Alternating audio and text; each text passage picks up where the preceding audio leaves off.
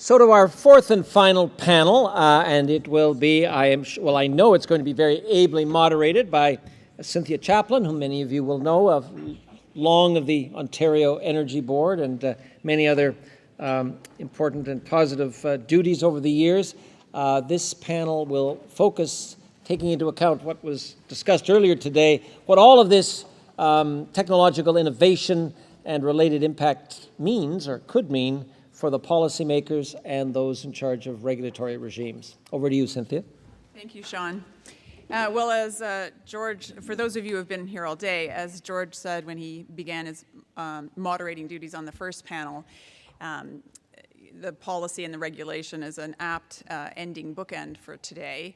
In his words, everything, I might be paraphrasing, but everything leads to policy. And I guess I would add everything leads to policy and regulation. So I'm certainly pleased to be here today to moderate this fourth panel of this Emerging Energy Trends Conference. So the topic for this panel is policy and regulatory evolution. The future of energy will require an evolution in energy policy and regulation. We've been hearing today about changing and advancing customer desires and needs. Expectations around transparency and participation, the fact that technology will continue to change and that utility business models will evolve. So I guess we would all like policy and regulation to work together seamlessly, and we'd like policy and regulation to move forward at some sort of optimal pace, both in response to and in anticipation of technological change and market change.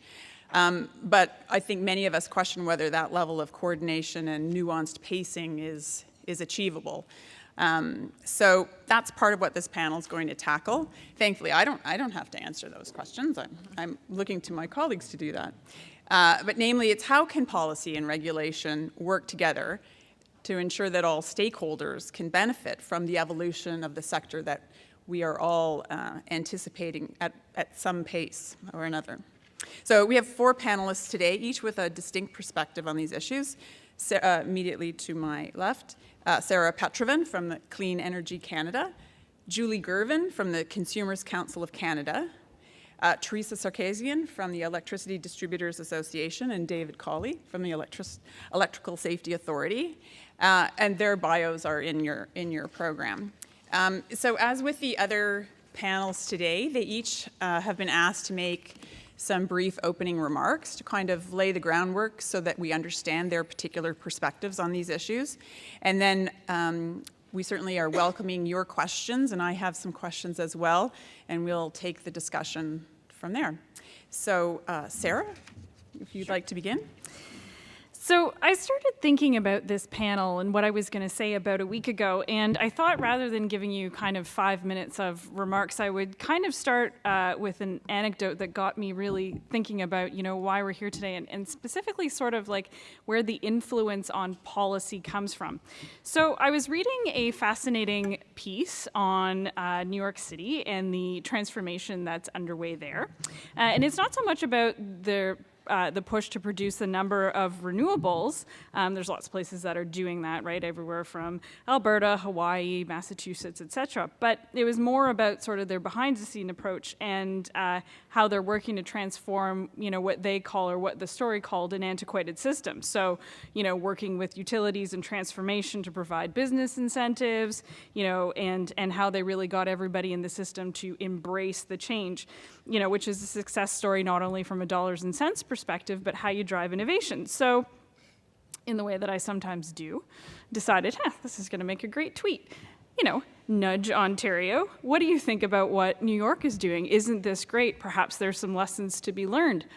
About 10 minutes later, I got a buzz that popped up on my iPhone. I got a response. And the response was this: isn't it great that New York is catching up to what Ontario is doing? And it puzzled me a little bit. I gave it a bit of a and I thought about it. Because, certainly Ontario's not setting the aggressive targets into, integrating more renewables into the grid. In fact, we're sort of taking a more slowed down approach to that. We're not seeing massive investments in clean energy incubators. We're not talking about how do we leverage private market participation. So then what's the connection? And in my mind, it kind of became this. It's not just who responded to my tweet. It was a person in politics, but it was kind of how they responded. And it reminded me about how deeply entrenched political opinion and decision-making and how heavily it influences policy-making in the electricity system. Because, you know, it's not just the electrons that are charged. It's the entire conversation. So when I was asked to consider, you know, barriers, potential shifts in the policy and the regulatory evolution, I thought, you know, well, maybe I'm going to sit there and say that my piece that I at least want to open with is that when I think about policy and what drives policy development, I can't get away from the idea that, you know, this is a deeply politicized issue. I mean, we see this with, you know, all of the conversations about electricity pricing and how, you know, there's frustration among the rate-based. And, you know, while there's no question in my mind on the value of DER systems and their benefits, both from an environmental perspective, you know, efficiency, you know, particularly as, you know, technology costs decrease and the desire of customers to leverage the benefits, which I'm sure a lot of my co-panelists will talk about, you know, I also feel like it's important that we consider in a discussion of policy how we address the politics of the system. And in some ways, you know, that's a much taller order. So yeah, so that is basically the crux of what I wanted to say. And I'm looking forward to unpacking how we change this with my co-panelists and how we can effectively use policy together for an improved role for both policymakers and regulators. Thank you, Sarah. So from that high-level observations about the role of politics and policy, we then move to Julie Girvan, giving us a perspective from the end of the system that pays the bills and uses the services. Thank you. Wouldn't it be wonderful if we could take the politics out of electricity decision-making in Ontario? I think a lot of problems would be solved. I totally agree with Sarah's perspective on that. So when I've looked at DER, and to me, a lot of it's exciting. The advancement is exciting for customers. It's going to bring new choice. But I guess I would also say that along with that, it's bringing new complexity. And complexity with respect to the way the electricity system works and with respect to regulation. And it's also going to bring a number of risks that we haven't really dealt with before. Cost impacts arising from new technology, costs from customers leaving the system. And the world might look very interesting under these circumstances, but we can't lose sight of the customer. And you'll hear me say this a lot today. Because I hear about what utilities want to do, I hear about innovation, but I think it all has to come back to the customer. We have to ensure that customers have choice, but we also have to ensure that they're sufficiently protected on many angles. And I think Dave's going to talk about this a bit, but things like privacy, things like cost, things like safety. And it's my view that the customers should be the focus of all these advancements. So the first thing we have to do really is, I think we have to find out what customers want. And I've read a bit on things that are going on in California and things like that, where the consumer groups there talk about gold plating of the utility. And I'm not saying that's necessarily where we're going, but that's something that we have to be careful about. So again, you know, we have some customers that have simple needs, those that just want to turn on the lights, and they want to do so and get a bill at a reasonable cost. I think we have other customers that want to be sophisticated and they want to manage their energy needs. They want to get all sorts of technology that's going to help them do that. And then we have other customers that are focused on environmental issues, so about wanting to be proactive about that. So that's a whole different subsets of customers. And I think we have to figure out how to find out what those customers want and meet those needs. And I think it's going to take a lot of balancing. So one of the things I think would help, and this goes to the policy, is let's have this Ontario government be very clear about its policy objectives in this regard.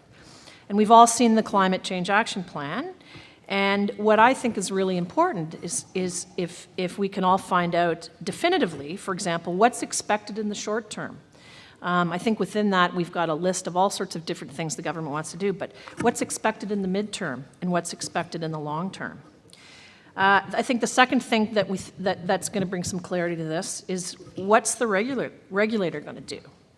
What are they going to do in the short term? What are they going to do in the midterm? What are they going to do in the long term?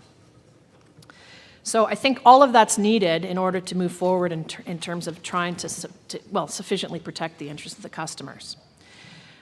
So we have to, I think, put measures in place that allow for change, but on balance remain focused on the customers.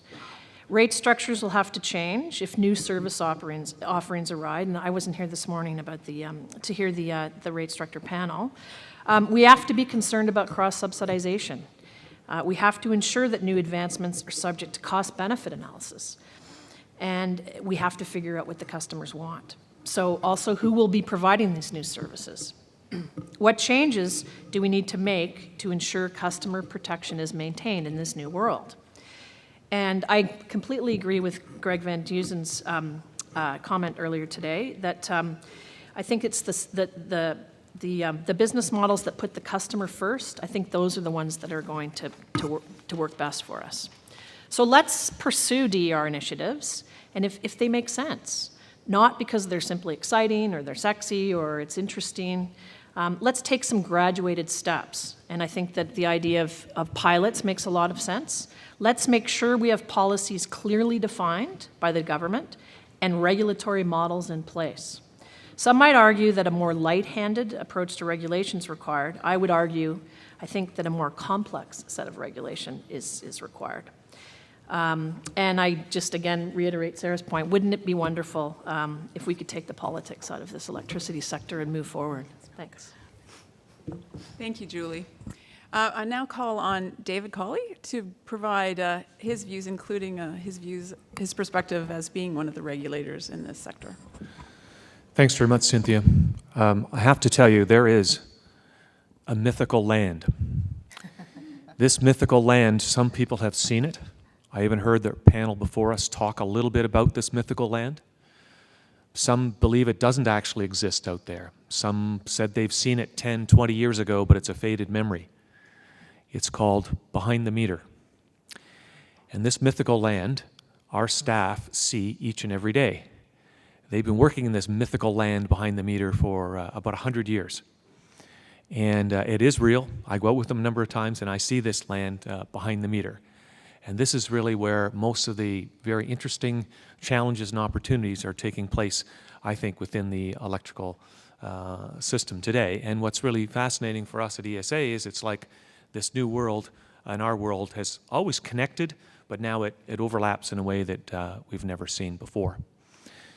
In my opinion, I think the energy policy, kind of like the electricity system, has really flowed one way. It's flowed at the consumer before, and we're starting to see really a prosumer today, one that has all kinds of choices that they can make. And we've seen that in big systems, small systems, powerhouse system that we've talked about. But I think it's just the start. They're starting to make all kinds of decisions on their own as a consumer. And so for us at ESA, our role is changing dramatically because of the complexity that this is bringing to the electricity system in and around the meter at the point where people actually use the electricity system. And I wouldn't refer to it as a customer in our particular situation because in many cases it might be public venues or commercial streets, all kinds of places where the public is using the system, but they aren't the actual customer at that point of time. We call it the interface at the human scale. Now, of course, we've been seeing some very large announcements from all the traditional players, outside of the LDC side. I mean, the Hitachis, GEs, Siemens, and those kind of companies announcing major smart grid or new technology innovations. But what I'm finding really interesting, and you saw a bit of that when Gord was sitting here in the last session, is there's a whole emerging other set of companies, some in the technology space, some that I call third-party virtual utility type companies. And certainly Spark Power is one of them, but there's many others out there as well. And we tend to see them very early on because they come to see us to understand what are the rules, standards, and technologies, and how is this actually going to integrate and do a lot of that problem solving. Now, as far as the issue, we'll probably ask about this later, but I'll just state it. We are agnostic as to whether that's the LDC working behind the meter or whether that is a third party working behind the meter. We're there to help try to resolve and navigate the customer to solve the issues that they need to be able to utilize the electricity system. We've seen this before as well. So I remember getting a phone call from a panicked executive late on a Friday night, and they said, David, we are doing a ribbon cutting on Monday, and we have Mayor, fill in the blank, who's coming to do this opening, and it's this beautiful building, it's modern technology, and we've been involved working with a whole bunch of things, and you guys are holding them up. So we made some phone calls, had some staff go over, and what we found was they had brought in some product very last minute, put it together in a way that no one had really seen before, and really had not had any engineering kind of sign off on that system. We worked with them. We have some technical folks that outside of our regular people do field evaluation work, they call it. Came in, resolved all the problems, really did a customized electrical approval on that over the weekend and got it going. That was just the tip of the iceberg in terms of what we're seeing of the complexities that are coming with this new environment. A simplest example I can give you was kind of a humorous one, but it was another industry executive that said they did the right thing. And I said, what do you mean? And he said, well, I don't want to mention the person's name, but okay, it was Sean Conway. It wasn't really, but we're just having some fun with Sean. But this person, let's call him Sean, said, you know what, I'm going to put LEDs in my home, top to bottom. They started in the basement, so they were putting them in. They had one switch, and they had 6 lights off it. They unscrewed 5 of the incandescents and put in 5 of the LEDs. Everything's working well. Unscrewed the 6th one, and just as they're unscrewing the 6th incandescent, all the LEDs popped on. They screwed it in, they went off. Screwed it out, they went on. Did it a few times and went, what is going on? So they phoned me. So I have the advantage of, we have 500 staff, and they are highly, highly technical. I went down to the chief code engineer of Ontario, who's an expert in Canada, and said, what's this about, Ted? And he went, they've got dimmer switches. I went, oh, of course, that's what it is. Yeah, pretty obvious. Okay. New dimmer switches don't work with LEDs because they were never designed to actually totally stop the electricity. They actually just dim to a certain level, which was good enough for an incandescent, but it doesn't work with all LEDs. So that's the simplest example of how our folks are helping to navigate at the human scale people to the solutions that they actually need in their homes and businesses. Now, let's just say, let's make up another person. I don't know, Sean Conway. And let's say Sean was elected as Prime Minister of Canada. And Sean's got a very green bent. He'd like to make the home net zero. And so he moves into 24 Sussex. And he phones me up and says, David, I'd like to do some things. So we go a few things. And then he says, but I've got this knob and tube wiring that's going on. I said, ooh, that could be a bit of a problem. You might have a capacity problem. And he said, and I'd like to get electric vehicle charger put in. And I said, well, that's good, but what were you thinking? Like a Nissan Leaf? No, I want to go to the Tesla. I want the big one. I said, ooh, that's going to be a problem because that draws about 60 amps on your panel. You don't have enough capacity in that house. What I'm illustrating is that is just one of the housing stock in Ontario of 1 million homes that were pre-1976 that did not have the codes and standards that they were built with at that point in time and really aren't capable of taking all of the new technology that we have today. So there's 2 issues ongoing. One is upgrading all of the existing electrical infrastructure in the homes and businesses, and then second is trying to integrate some of these new technologies. I'll make one last comment and then we'll pass it back. But and that is why all of these things that are coming at us means ESA has to change very dramatically. We are a safety, technical, consumer protection regulator, but we spend a lot of time on low-risk, mundane inspections today. We will not have the time and capacity to do that in this brave new world. We're going to have to change quite dramatically. We're on a path to risk-based oversight, which will free up a lot of our resources and make us a lot more efficient that way. And we've been staffing accordingly with very different talent of people that come to our organization. For those that were at the OEN luncheon I was mentioning, a woman that joined us recently who has 20 years experience as the chief engineer in a automotive plant looking after all the robotics. That's the type of talent that we're bringing to the table. So back to you, Cynthia. Thank you, David. And now I call on Teresa Sarkesian to provide, we've heard, of course, already today some views on particular items from specific electricity distributors, but we're hoping you'll provide a perspective from the community at large. Well, thanks very much, Cynthia, and thank you for having me on the panel today. So I'm here, I think, to present on behalf of the collective of distributors in Ontario.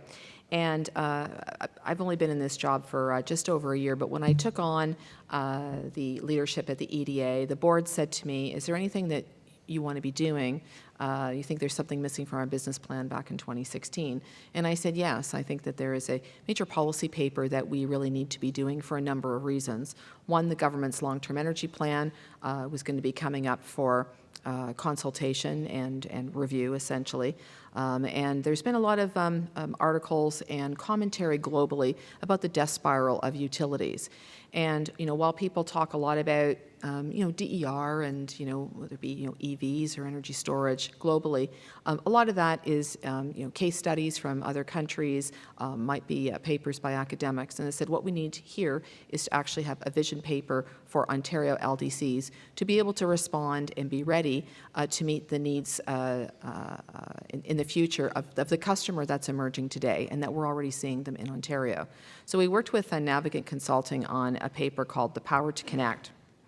And The Power to Connect is I'll say a bit of a broad-stroked vision paper of the next 5, 10, 15 years for the LDC community in Ontario, how they will be able to respond to both the changing public policy landscape, but more importantly, what the customer is going to be demanding in the future. And I wholeheartedly agree with Julie that there are different types of customers. There's probably going to be just the regular, customer that just needs their electricity to go on, but there's a lot more customers that are seriously looking at going off-grid. In the absence of any type of industrial or economic strategy in Ontario or nationally, there are a lot of companies that are kind of voting with their feet and their jobs, and they're leaving Ontario. One could argue that this is part of a bigger decline going on since the 1970s, but I think it's incumbent on all Ontarians to find ways to keep those businesses and jobs in Ontario. I digress. Apologies for that. But right now what we're seeing is the local utility is going to change. It's not just going to be a distributor of electricity. Over the next 15 years, we actually foresee a future where the utilities will almost become fully integrated network orchestrators, almost like mini ISOs. They're going to be enabling and integrating DERs onto the grid. They're going to also own DERs potentially in the future, and they're going to be controlling the distributed energy resource as well through all sorts of load balancing and dispatching. So this obviously contrasts definitively with the current flow, which is a one-way flow, where we're going to be moving into a very sophisticated network of two-way power flows and two-way communication flows. So leveraging and integrating these technologies into the power systems will contribute to a more flexible and sustainable grid longer term, and will also empower customers to take on a more active role in the system. The vision over the next 5, 10, 15 years is going to build on that existing structure and allowing it to evolve over time with the suitable regulatory incentives. The vision opens the door for utilities to expand their scope of business and access new revenue opportunities by owning DER, providing enabling platforms, operating as virtual power plant aggregators, or even as full-scale network operators, with potential new revenue streams such as platform transaction fees, EV charging services, data management services, and energy management services. But in order to turn this vision into reality, there's a number of key things that need to be addressed. One, of course, is the policy and regulatory frameworks. From our assessment at this point, we're not quite there yet. There's lots of good things that are happening actually in our regulatory system in Ontario, and I'd be remiss in not saying that the regulator has been, making some efforts for the future, particularly on initiatives around revenue decoupling. But, we're going to have to go further than that over time to be able to accommodate the customer demand that is knocking on our door. The investments in customer needs. Transitioning to distributed intelligent energy grid will require new investments. It'll be important to manage the pace of investments to mitigate risk and support customer needs. LDC should prioritize the opportunities in a way that maximize customer value while positioning the LDC for new growth. I think some of the work the government has done through the Smart Grid Fund is something that could be emulated in the DER space, where they looked at sort of, I'd almost call them public-private partnerships, and they would give seed money and allow the utilities to partner to determine new smart grid opportunities. So I think that that's a kind of a good start, and I commend the government for coming up with the Smart Grid Fund in that regard. We also need to look at operations. We need new policies and procedures that will be needed internally to respond to the emerging technologies. Since the new technologies can be disruptive to the current operations, sharing knowledge and best practices among LDCs will help maximize the investment in these emerging technologies.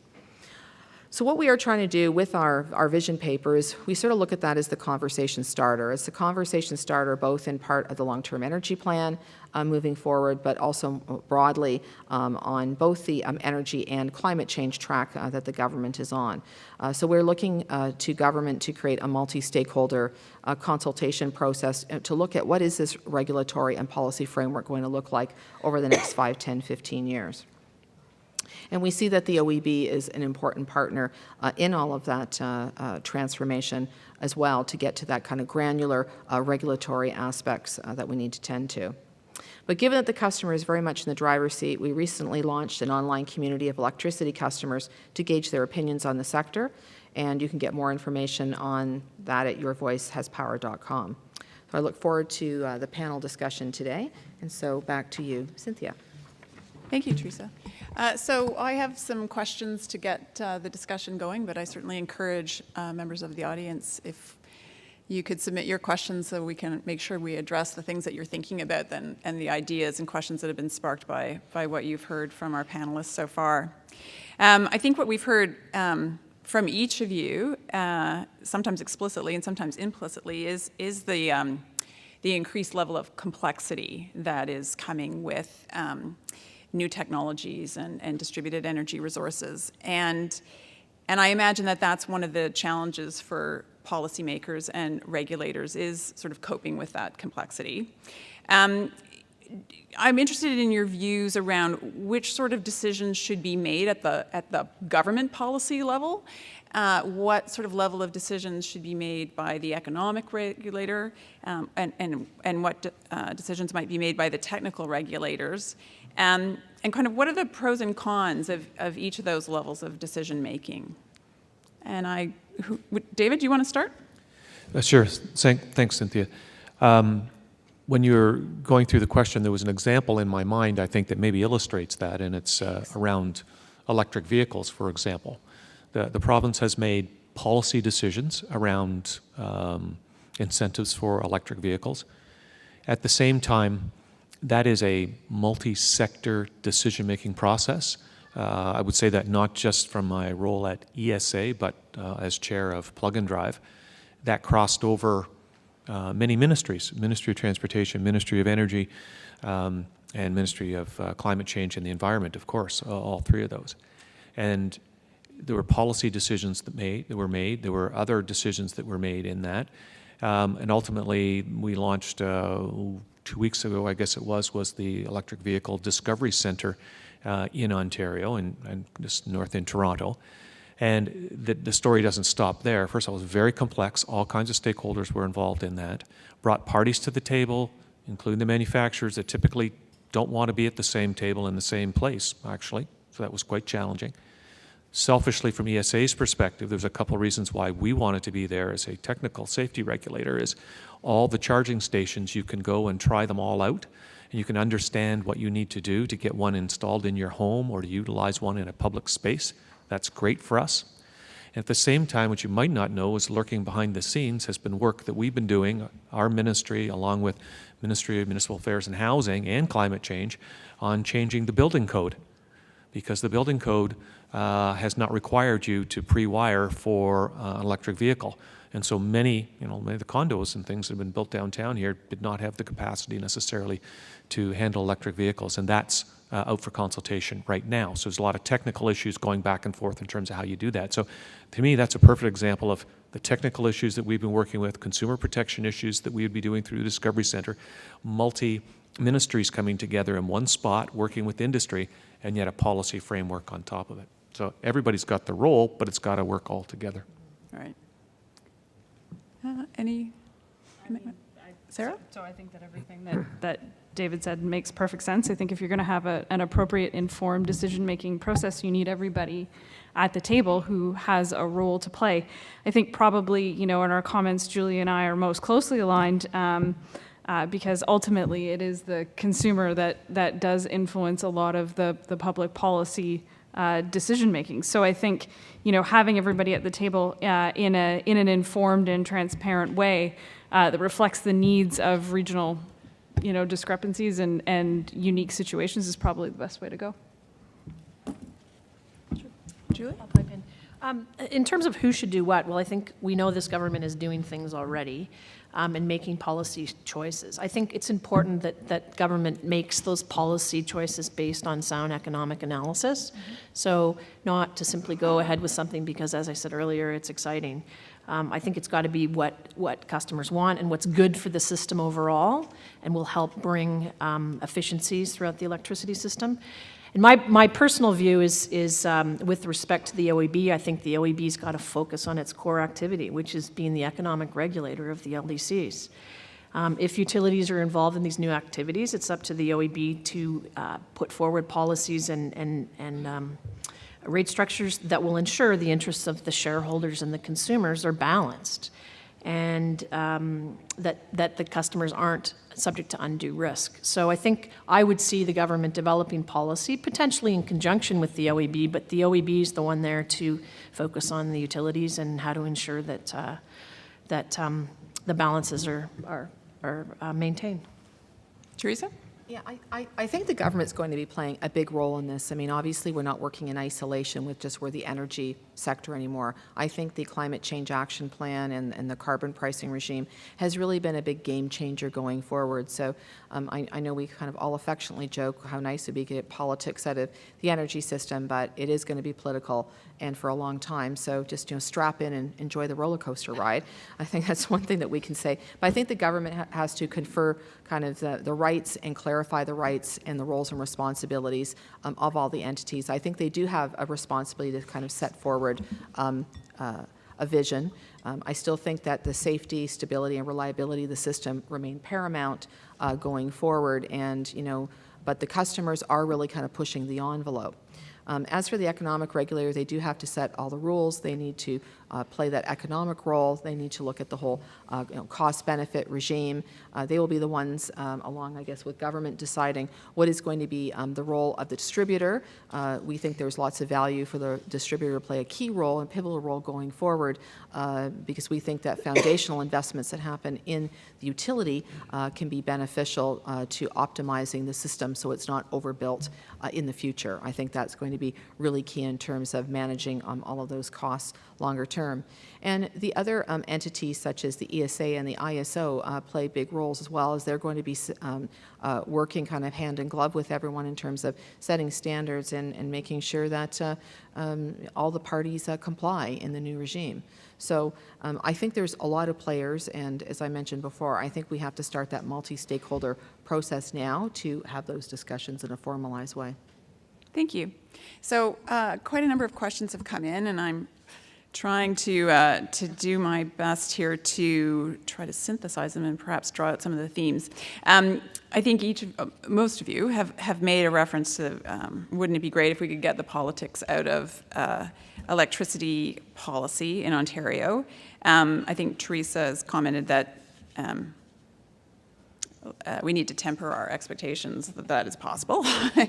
So, if it's not going to happen, if it's going to continue to be politicized, and if in fact, as this questioner is acknowledging, politics has a significant influence on energy policy everywhere. It's not just an Ontario phenomenon.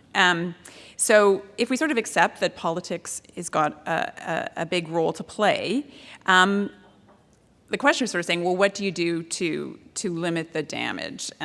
So they clearly have a particular view of what that influence is. But, so if we're going to accept that politics is a significant influencer, and if we also realize in Ontario particularly, we're going into a period with an election, what do you think this sort of means? What are the kind of practical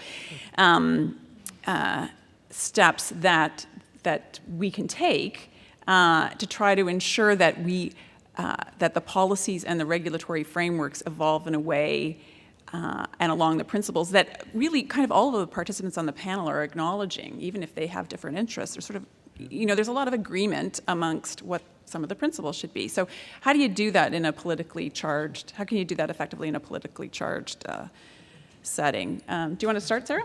So I think we're all correct, and I think the audience is correct. Like, we have to accept the fact that politics are a part of policy decision making, and that's probably not going to change. And, Cynthia, I know you had talked about a question coming to us to say, what's the role of how this conversation changes in the context of the next election. And I think we have to accept that no matter what we decide or may recommend today, that it potentially could change because of that role that politics plays in policy making. So I think, first and foremost, we have to think about, fundamentally what drives the conversation? What do the people who vote, what do they care about? And to me, it's really two things. Number one, that when they turn the light switch on, that there's power there. And that number two, that power is cost effective in their, or, is a price that they are willing to pay. And I get that that's a pretty contentious conversation, but we have to accept that it's there. So, policymakers rely on very complex system planning processes like long-term energy plans, which are important, but at the same time, is that information accessible to people? Do people understand what the government is looking to do? And I think, if you have to consider, and probably one of the best practices you have to consider is to open up, the planning process to be reflective of people's wants and needs, and getting more public people involved in the planning process, which is challenging. But I think that customers need to feel like they have a way into the system, and that it's not so complex that they couldn't even understand it, even if they tried. Thank you. David? Thank you. Sure. I appreciate what Sarah said. Those are really good examples. I would add to it maybe an example is the Ontario Smart Grid Forum, and there's some people here in the room that are on that forum that sit there with me. And that forum was established at a time when they felt there was a bit of a vacuum, similar type issues that we're going through today. And so the forum came together, non-political, all the major stakeholders we represented came together voluntarily and came up with really strong policy and position papers that I think, without a doubt, have influenced the government in terms of other policy and legislation and so on. I think today that type of a forum would be very helpful. I think it needs to be much larger and broader, as I said, because now it's spread. I mean, these issues go across many ministries.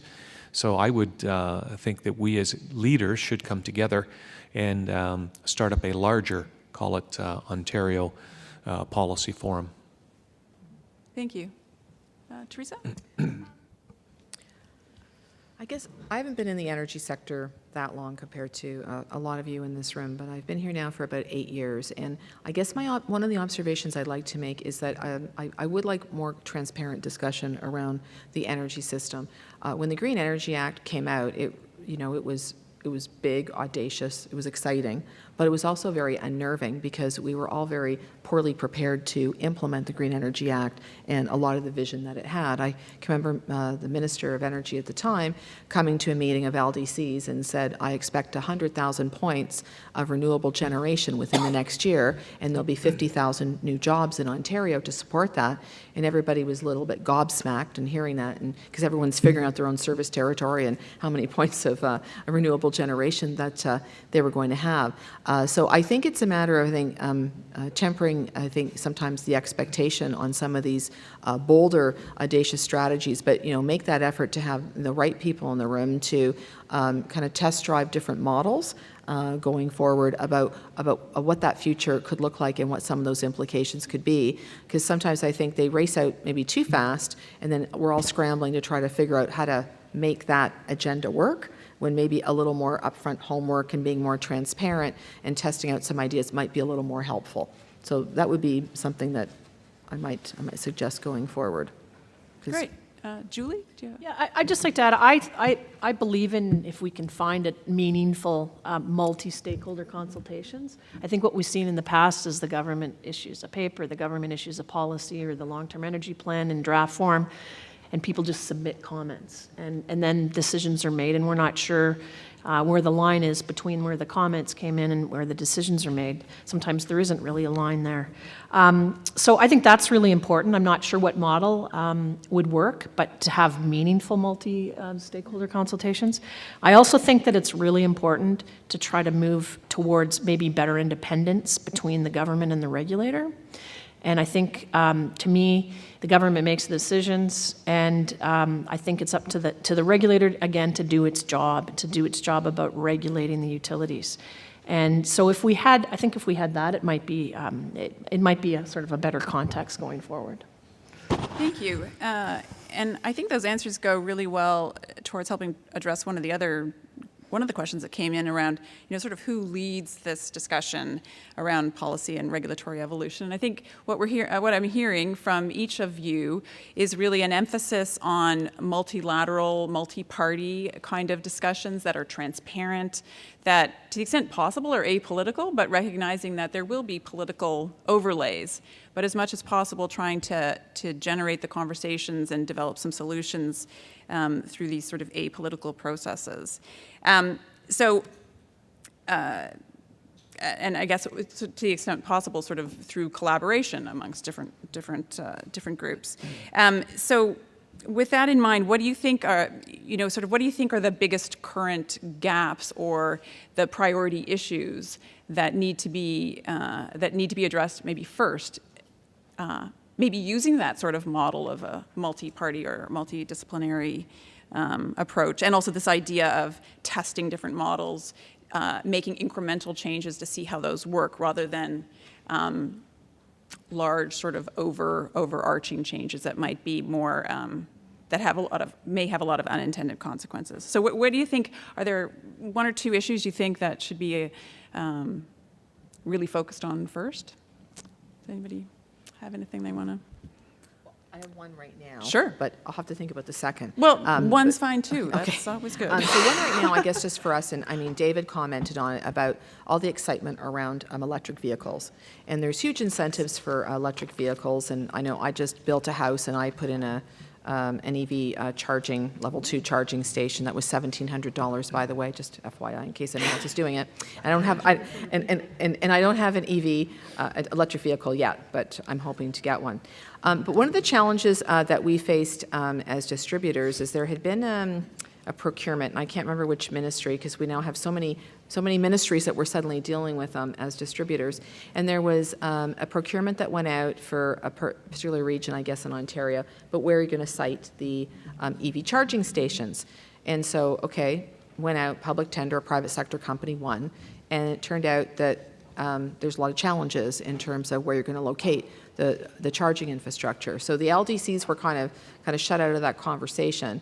So now we're trying to get back into that conversation so we don't have something unproductive like that go forward. So again, I think some more homework up front can help to manage that gap. Because, I mean, if the government is looking, let's say, 2-3 years to say, hey, our incentives produced a great uptake on electric vehicles, the biggest issue around electric vehicles is that range anxiety. How do I know where to charge? And yes, there's lots of apps, and that's wonderful, but I know I had a conversation at the Discovery Center, and I said, oh, okay, there are these apps. So when I punch in my coordinates to visit my friends at Enwyn Utility down in Windsor, will it tell me where the charging stations are along the way? They said, oh, no, it won't do that.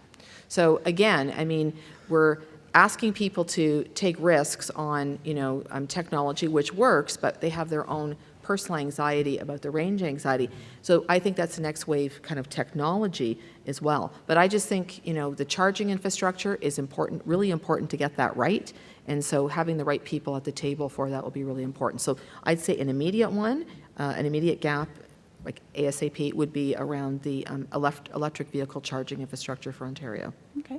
Sarah? So I'm going to go a bit more high level, but I think it kind of gets the same thing that Teresa's saying. But I think alignment on the outcomes and what each player in the system is trying to achieve, and making sure that we're all basically rowing in the same direction, I think is important. When we're talking about DER, we're talking about, new technologies, many of them that are rapidly declining in cost. A lot of them are, well commercialized, and certainly they could bring a lot of benefits and efficiency to the system, both in terms of cost and just, overall power structure. But, in thinking about one of my favorite topics, which is procurement, are we aligned on the outcomes and, particularly how we get to those outcomes? Like, 'cause I think, if you have one part of the system looking for, or one part of policymakers thinking about one thing, so, you've got, on one hand, the Ministry of the Environment thinking about, reducing GHGs, and then you have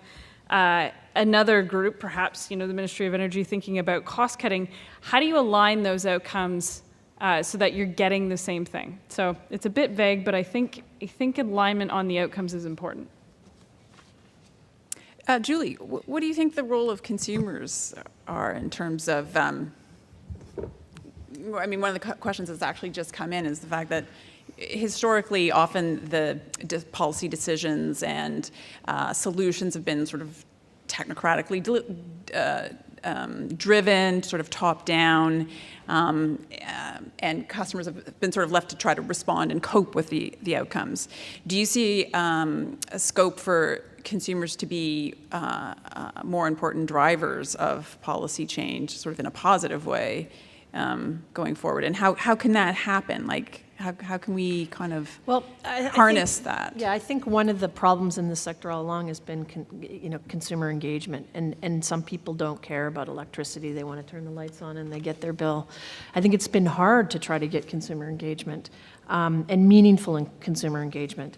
I think one of the things with respect to DER, and I would say, is what makes the most sense to me now is to find the technologies that make the best sense to create system efficiencies and system benefits, and also looking at what customers are demanding. So what specific technologies do customers really want now?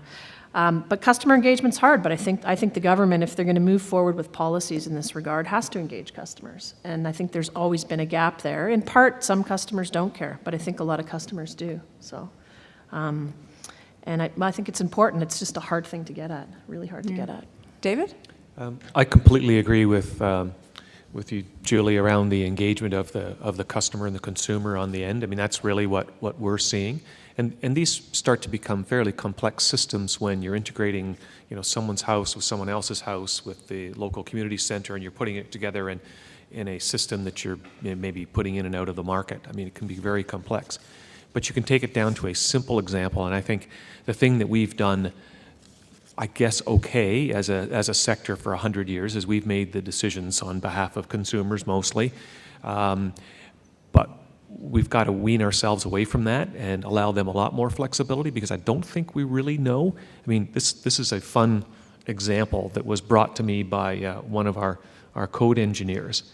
And it's an LED bulb, but not the kind that you're going to get a coupon for. This is the kind that maybe, who knows, who wants one of these, but it's addressable by your phone, by Bluetooth. It has a stereo speaker in it, so you could plug it into anywhere in your home and instantly have addressable by your phone a stereo speaker, and you can change color on it and have it even do disco lights. You have an instant party in this box right here. Yeah, everybody says they want one.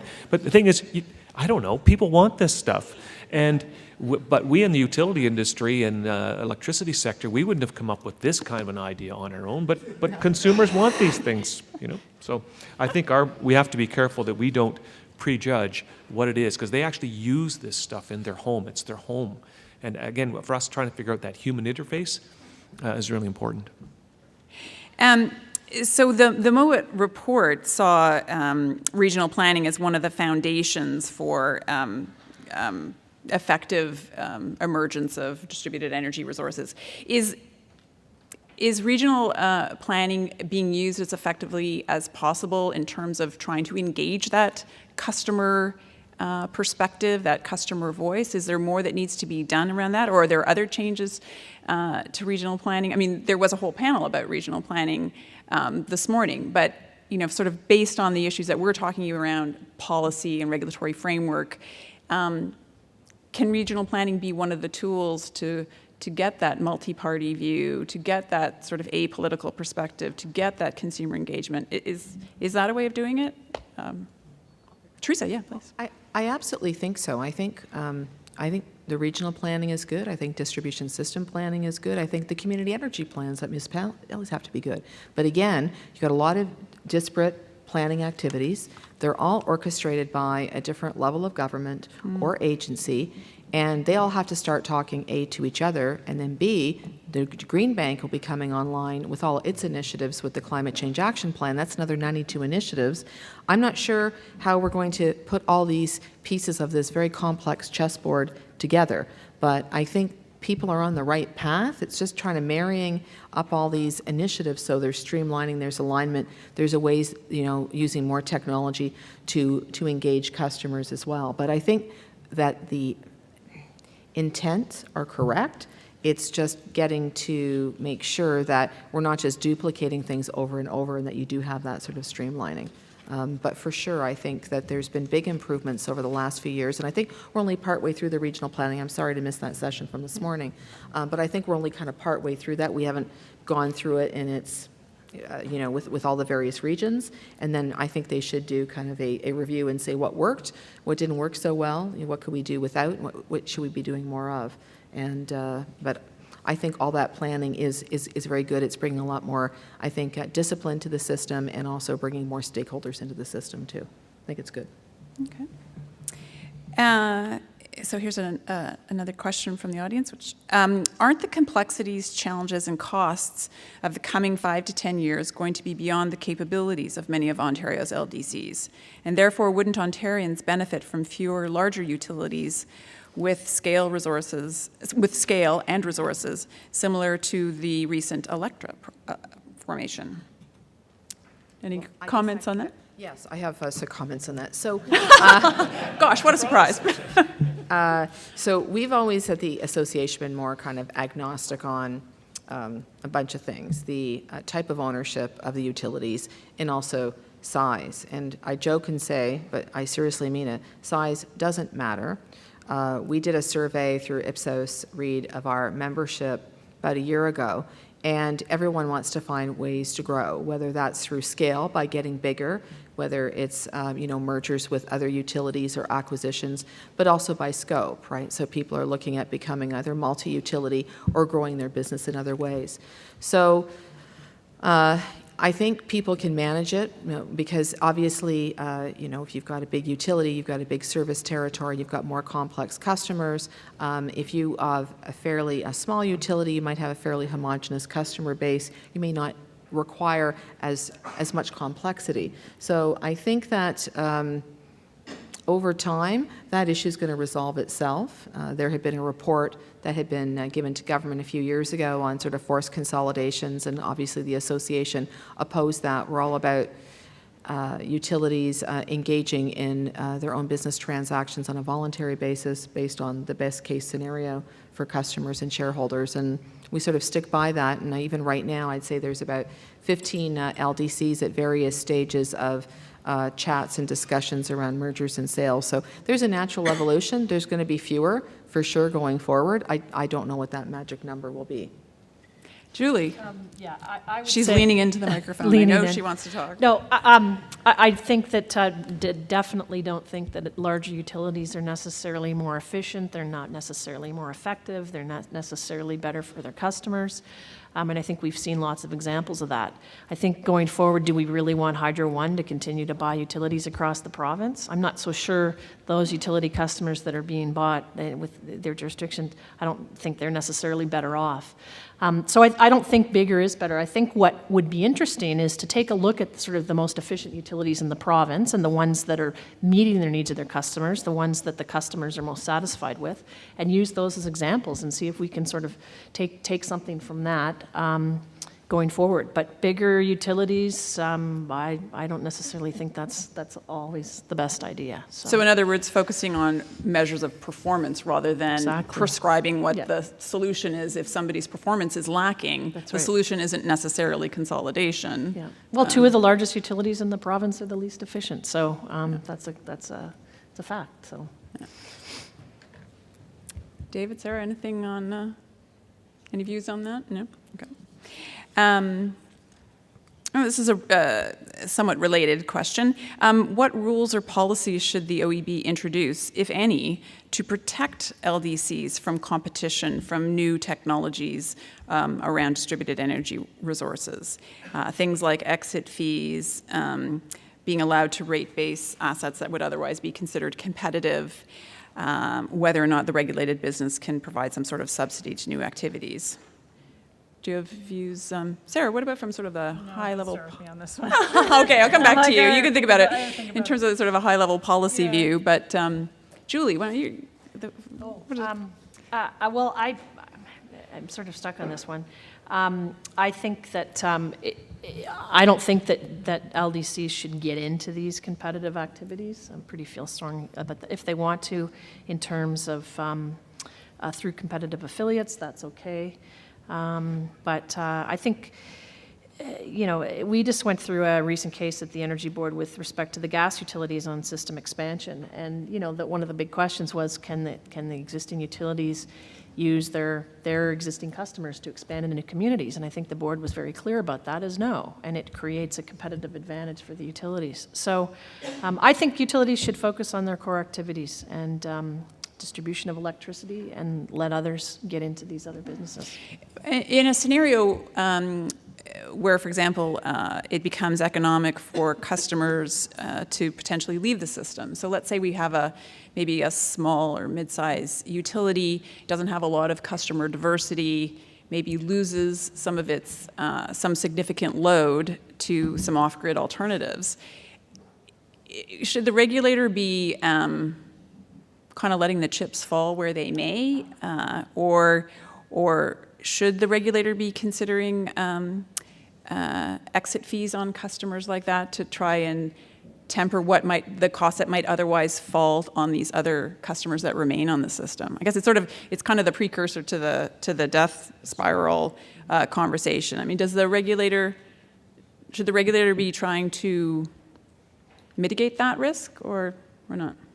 I feel like it's incumbent on the regulator to ensure that all customers benefit. So if people decide that there's going to be a benefit in coming off of the grid, and when we talk about DER, I think we have to accept the fact that perhaps the role of the utility will evolve over time and change from what its existing role is, to perhaps something different. I always think about this as where, in terms of being a homeowner, like my energy relationship is always usually with my utility, right? They're the people I pay my bill to. They're the people I call when I need something, and that relationship is going to evolve. But I think, in terms of how we look at this from a cost perspective, I think that evolution needs to be to the benefit of all customers, regardless of whether it's because they're seeing cost savings through DER or if they choose to remain on the grid. And that's going to be a challenging and very delicate balance. I'm glad I'm not a policymaker. If I can just add, I recall reading the OEB Act, and I think one of the objects of the OEB is to facilitate a financially viable electricity system. So I would say that the answer to that question is the OEB does have a key role to play to make sure we do have a financially viable electricity system. So there's going to have to be some type of, I don't know if it's a standby charge, there'll have to be something if people are fully migrating off the system, because if their own technology fails, you know who they're going to call. They're going to be calling their utility to go get back up immediately and get back on the system. So there'll need to be something, and we want to make sure that we don't start building any kind of white elephants either. So there's going to have to be something. What that actually looks like, I mean, we haven't actually sorted that out at our own association, but there definitely the OEB plays a really big role in that and responsible to all Ontarians in that regard. David. And again, I said we're agnostic, and we are. Our only concern is just making sure that whatever components of the electricity system are properly funded so that they are well maintained and protect, obviously, the public and those using the system. Right. So here's an even higher level potential factor. The question is, should the federal government play a larger role in energy policy and regulation in Ontario? David, do you want to start with that? Sure. I'll let other people maybe answer it from a different perspective. Well, let me make two comments. First is a fairly ESA-specific perspective, and that is we participate in the World Energy Council, and we watch other trends and things that are taking place around the world in terms of global standards for systems.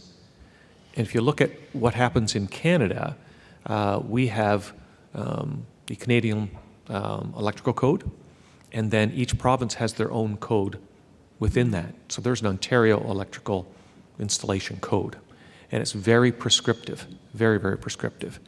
And it's starting to run counter, I think, to the rapid generation of these new technologies and how they're being installed. We need to move a lot more, as you heard earlier, like the OEB as pieces in for LDCs around principle-based, and we're moving in that direction because a prescriptive code doesn't work as well. And the code cycles in Canada take 3 years to make a code change. And sometimes it doesn't happen the first time, so sometimes it could take 6 years. So when the Green Energy Act came, we couldn't wait for that. So we made custom design code changes on the fly in Ontario, really kind of moved the bar in terms of those changes.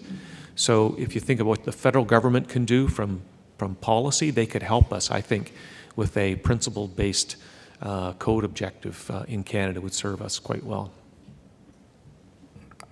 Anyone else with a view on the role of the federal government?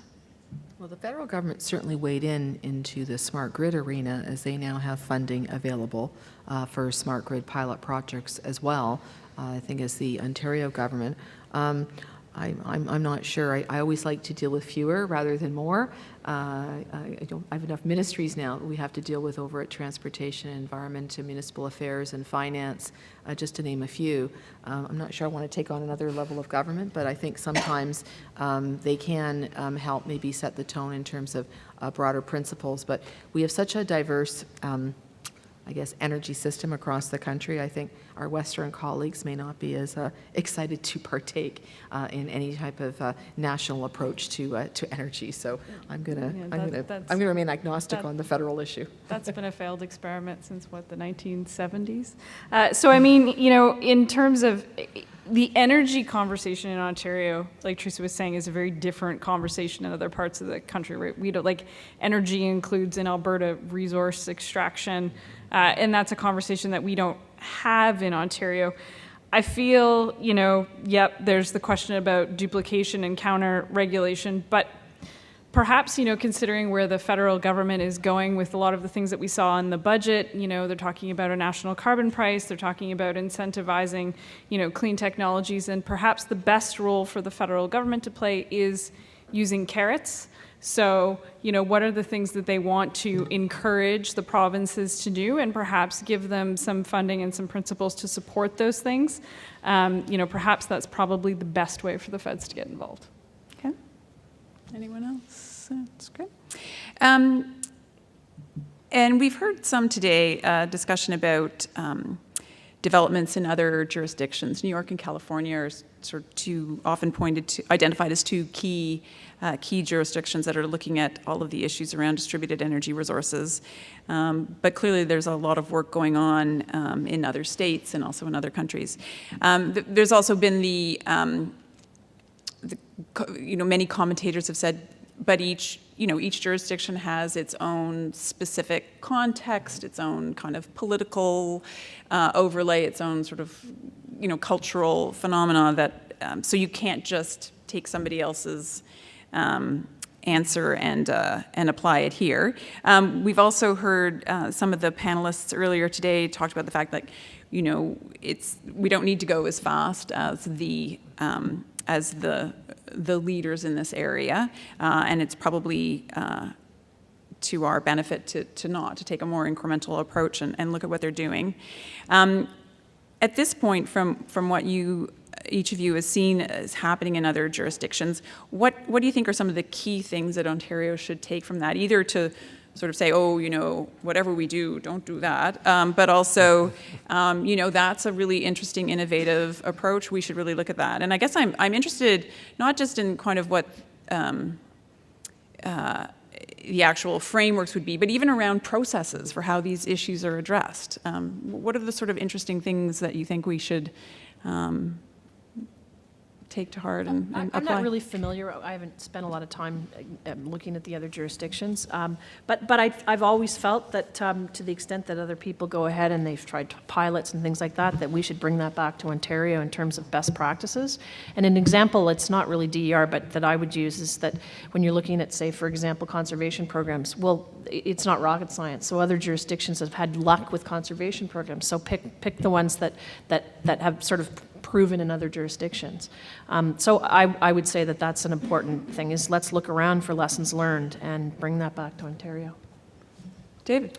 I don't know that I can answer the question, but I can maybe add some observations. So 2 recent experiences. One, I was in Regina for the World Energy Council, Canadian Energy Council meeting, and they were giving their perspectives on other jurisdictions across Canada, and they weren't highly flattering about our Ontario model, I would say. So at dinner and some of the breaks and so on, I had a lot of conversations with them about the model, and they felt that just going again to local type solutions that they would have in Saskatchewan, they feel very differently about the resources that they have, including coal and carbon sequestration and those sorts of technologies. And then with the Distributech conference in California, a lot of the middle states, they just said they're going to do the watch and learn. I think what you talked about in the panel earlier today, watch and learn California and New York and pick the best from those. And so we have to ask ourselves, where are we in Ontario? What's our general approach? We want to be at that leading edge fairly continuously, because I think we are one of the leading jurisdictions, certainly North America. And if that's where we want to keep ourselves positioned, we will have some of those bumps in the road, right? We will have some of those bumps. Or we go a little slower, but maybe you miss out on that innovation side and you don't get that leading edge that we've been pushing for. I think that's kind of the big discussion. I mean, I agree with everything that David has said. I mean, so what's the problem we want to solve, and how can DER help us solve it? And then, because we aren't structurally built the same way that New York and California are, how can, does it make sense to bring a couple of pilot programs to help us solve targeted problems in through DER? The only caution I would make in pilot programs is that sometimes I find we get into a cycle in Ontario of pilotitis, where we pilot things and then we're not really clear on what the outcomes of those pilots are. They just sort of fade away into the woodwork. So I think we just probably need to be very deliberate in why we're doing pilots and what the results of those pilots are. Otherwise, I think, we risk losing out in areas where Ontario could be very competitive on the innovation side. So perhaps not the bleeding edge, but maybe somewhere closer to the leading edge to middle of the pack is probably the best place for us. So just some comments on pilots. I've been following a lot of surveys of utility executives in the U.S. And of course, there's I call it the standoff between should it be in the LDC proper or in the competitive business. And so they've been trying to move forward the DER agenda in a number of states. So they've kind of come to a truce with kind of private sector entities and the utilities to say, let's try some pilot projects. In many cases, the private sector entity and the LDC are actually working on them together. So you have that type of collaboration. So I want to make a comment on that, on the pilot projects, because nobody wants to be in the way of innovation moving forward. So this is kind of the saw-off. One thing that we saw that was interesting in California is originally when California was implementing its EV policy, they made it very clear that rate-basing assets in the LDC proper was not acceptable for the EV charging infrastructure. And then 3 years later, they changed their mind. And now they're going to move forward with that because they do want to see the EV infrastructure rolled out sort of properly and consistently across the state. And I guess in the New York REV models, they're trying to look basically almost like a hybrid rate of return. So you'd have the classic poles and wires business getting kind of whatever rate of return that they're going to get, their regulator determines. And then in the DER space, they're looking at things like an earnings incentive mechanism, almost like a transformational type of incentive, where it'd be a different type of incentive. You'd be incented for certain types of performance, and then over time they'd become actually market market-based incentives. So they would actually see the LDC almost having kind of two hats. They'd have their competitive business within the LDC, then they'd have their normal regulated utility. So, I mean, I think it's an option that could be kind of debated here in Ontario. But certainly, I think what disappoints me is that there's a lot of good things going on in Ontario. I never read about Ontario anywhere except for here. And I think that that's a little disappointing, because I do think that there's a lot of entities, from like government to the regulator, that are doing a lot of great things. Well, Americans get a little introspective at times, I guess, but they're not really looking here. Everyone's looking at basically New York, California. They throw in some Massachusetts and Minnesota. I just don't see Ontario get onto the greatest hits list. And I think that's a shame. Richard. Oh, 5 minutes. Just wait. Richard, do you have a you were question? just saying hi. Well, actually, that I covered pretty well all the questions that have come in. Perfect. Just And let me just take up a couple of 5 minutes here, minutes. because, Sean. well, seriously, this has been a very interesting conversation. I've got a couple of supplementaries, quick ones. I want to start with you, Julie, because one of the things that you said that I think is really important, and we really don't spend very much time on this, is that this business, energy policy and its implementation, is, even when things go well, it's quite complicated.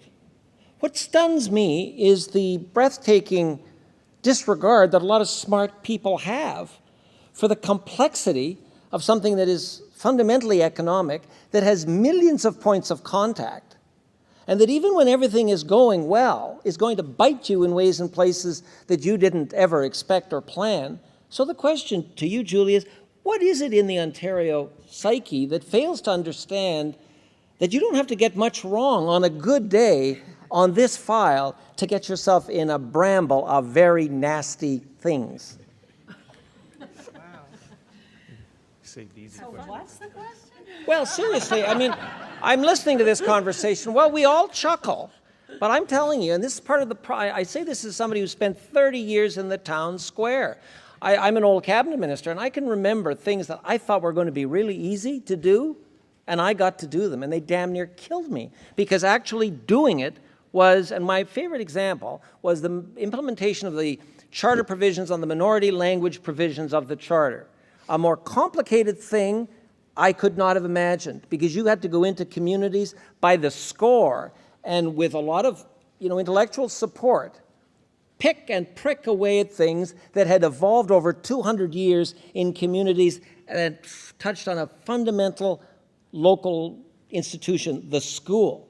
And let me tell you, I had no idea how complicated that was. Okay, so on the energy and the electricity file, we've got millions of customers, residential, farm, and commercial. And my experience is this is, even when it goes well, for that reason alone, complicated. I rarely get a sense from anybody particularly in the political class, any understanding of just how complicated this is and how little you have to do to get yourself bitten by something that you didn't imagine ever existed. You're saying, why is it so complicated? No, why is there no recognition of the complexity? I'm not sure. I mean, I don't think you could make it any more complex. I mean, we have a system where we have a market, but we sort of don't have a market. We have a thing called the global adjustment. We have 70 LDCs that are most of them municipally owned. We have political directives, political intervention. I mean, I guess what I'm saying is that's why it's all so complicated. But I'm not sure. All right, a second question, it's an easy question, and I think Sarah made the point. And again, this is one of my observations, is I think Sarah was talking about, the debate in places like Alberta. Well, if you're talking about energy in Ontario, one of my lessons of years ago was that one of the foundational drivers, widely agreed to it, again in the political class, about electricity policy in Ontario, it's fundamentally about industrial development strategy and regional economic strategy and job creation. If you don't understand that, you miss 50% of what drives the electricity debate in Ontario. And re-election. Well, of course. The politicians aren't there to get defeated, not on a plan basis. So how do we, and it strikes me as interesting that a lot of people in the business community don't seem to understand that a foundational aspect of energy, but particularly electricity policy in Ontario, and quite frankly in many of the other provinces as well, is industrial and regional economic development strategy. How can we, since we want to get the politics out of energy, how might we actually, recognize that ingredient and see if we can't find some agreement to actually separate that out from? My friend Richard Laszlo was talking very politely about the nuclear commitment.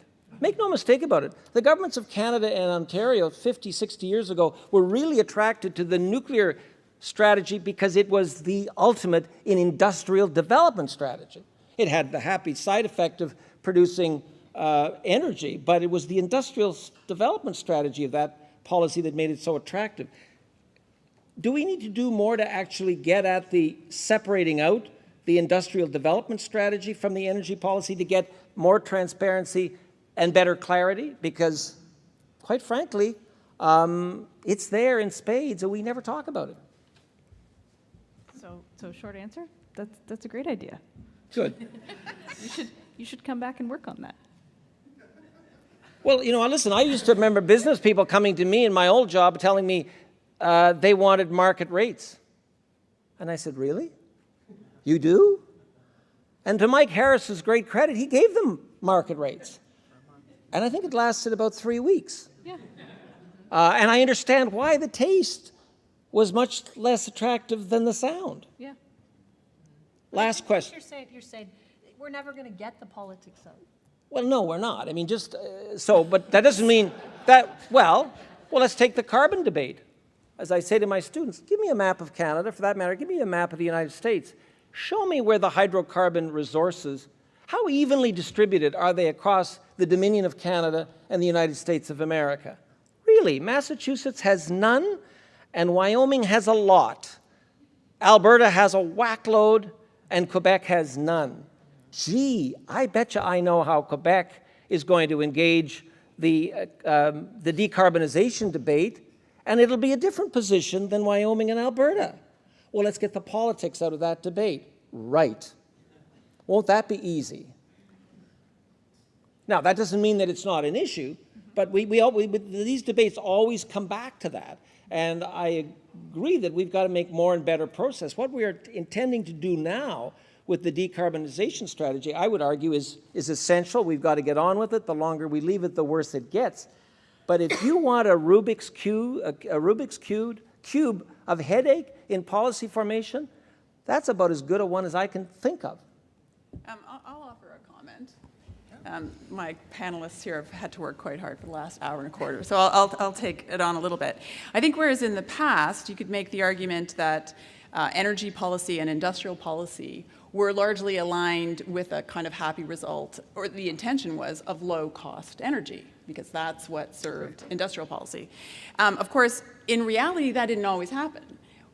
Darlington was not the low-cost option that it was intended to be. So traditionally, I think, what's happened is, although governments have tried to align economic policy and industrial policy with energy policy and low prices, it's not been successful uniformly. But in the past, customers didn't have a lot of alternatives. They might complain about the prices. That might create a political problem, but they physically didn't have much of an alternative. They're now going to have an alternative. So if the government policy lines up and the result is increasing prices, more and more customers will vote with their feet, and they will leave, and that will make for a bigger problem, potentially.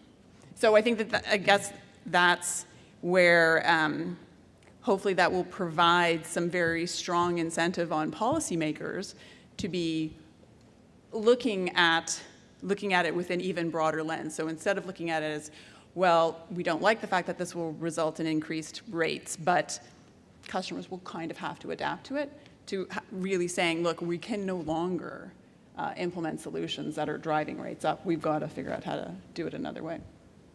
Last quick question has to do with regional energy planning. I wanted to ask this question this morning. Let me ask anyone on the panel if you'd like to comment. I really like the work that's been done by ISO and OPA and others on the regional planning situation, if for no other reason than just some of the demographics that we've talked about.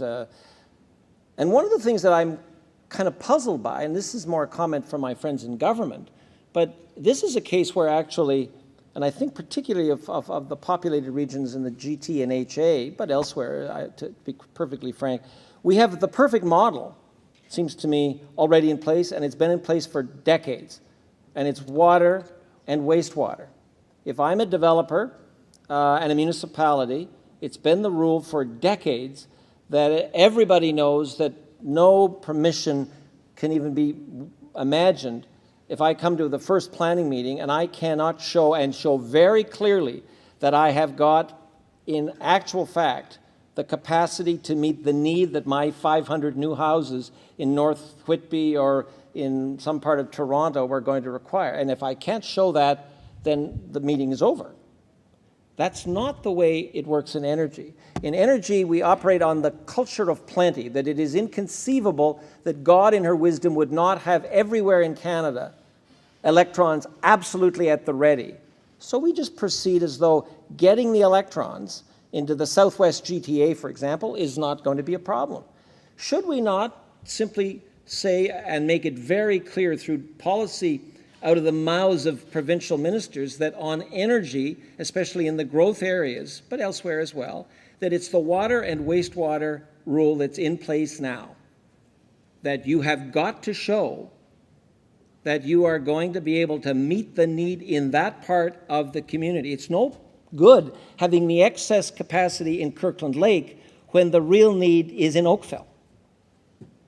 So my question is, on this area, we've got, in regional planning, the paradigm already exists. So simply say water, wastewater, and energy are essentially governed by the same processes with slight adjustment. Why, Dave Collie, aren't we doing that? So I won't wade into all of that, but I'll go a little bit along with you. How about that? I actually do think, coming from a municipal background myself, I do think it's been missing. I think the energy sector, electricity sector has not been always invited to the table to have the discussion with the municipality, the region, the county, whatever it is, around their needs. And that should be closer. And I think the great work that the ISO, OPA before, but the two together, ISO is doing is inching us toward that might actually be the future, that you do have to prove out the energy resources that you're bringing to the table, whether that be storage or some other resource, but that you have to prove that out. Yeah, I think you're directionally right. Well, Cynthia and panel, don't go anywhere. Thank you very, very much, and thank you for the indulgence of my little effusion here at the end. Last word today goes to the capstone speaker, the recently appointed director of the Mowett Centre for Policy Innovation at the University of Toronto, Mr. Andrew Parkin. Andrew.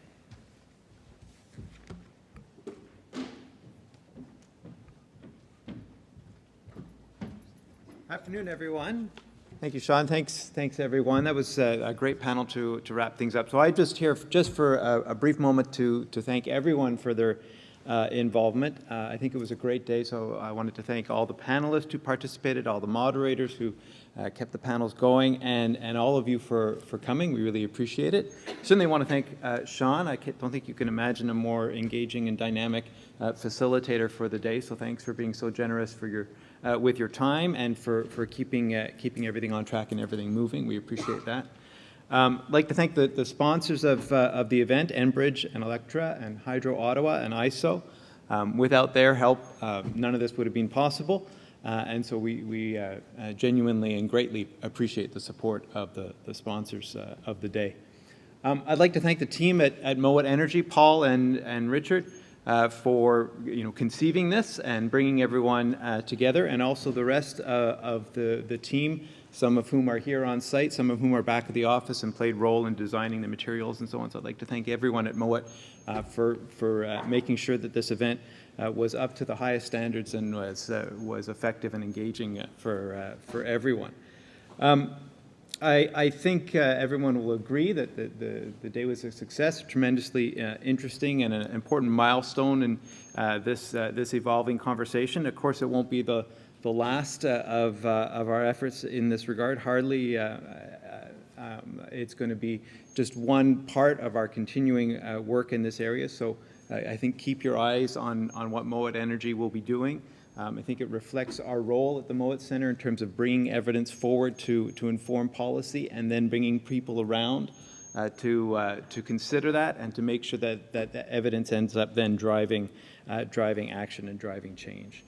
So I guess watch the space for continuing events, continuing publications, continuing thought leadership on these areas. I gather it's a complicated matter, so it's unfortunate that we couldn't solve everything today, but that's I think just again part of the reason why we need Mowett Energy to keep moving the conversation forward with all of your help.